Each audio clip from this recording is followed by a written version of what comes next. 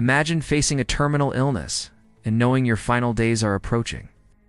Would you want the right to decide how and when your life ends? Across the United Kingdom, this question is no longer just theoretical. It's at the center of a national debate that's challenging our laws, our ethics, and our compassion. Hello, I'm Leo. Today we're re-exploring the evolving landscape of assisted dying laws across the UK, a topic that stirring strong emotions and sparking heated discussions from Parliament to kitchen tables. Let's begin in Scotland, where lawmakers have just taken a significant step forward. The Scottish Parliament recently voted in favor of a bill that could allow terminally ill adults to choose an assisted death. To qualify, individuals would need to be at least 18 years old, have lived in Scotland for a minimum of 1 year, be registered with a Scottish GP, and, crucially, be diagnosed with a terminal illness. Mental capacity is also a must. Only those able to make an informed decision would be eligible. The bill, championed by Liberal Democrat MSP Liam MacArthur, has passed its first major vote, but it still faces 2 more rounds of scrutiny before it could become law. Meanwhile, the conversation is just as intense in England and Wales. A separate proposal known as the Terminally Ill Adults Bill is making its way through Westminster. This bill, introduced by Labour MP Kim Leadbeater, would permit adults over 18 who have been registered with a GP in England or Wales for at least a year to seek assistance in dying, if they are expected to die within 6 months. The process is designed with multiple safeguards. Applicants must make 2 separate witness declarations, and 2 independent doctors must confirm eligibility.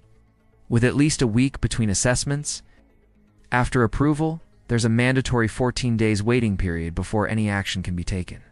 The patient would self-administer the prescribed medication, and any form of coercion would be a serious criminal offense, carrying up to 14 years in prison.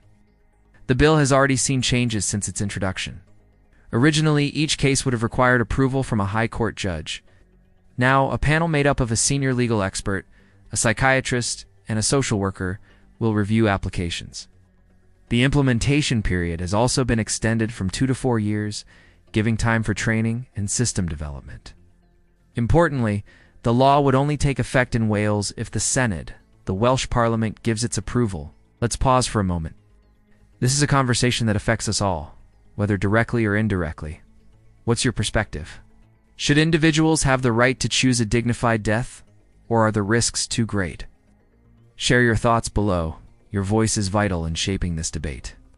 Elsewhere, the Isle of Man and Jersey are charting their own paths.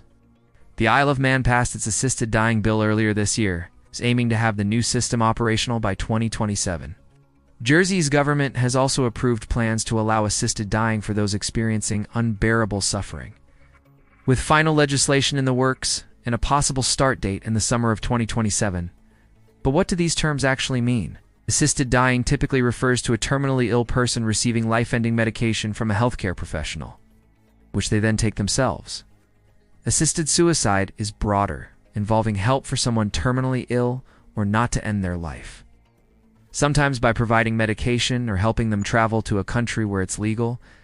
Euthanasia, on the other hand, is when a doctor directly administers a life-ending drug, with or without the patient's explicit consent. The debate is far from one-sided.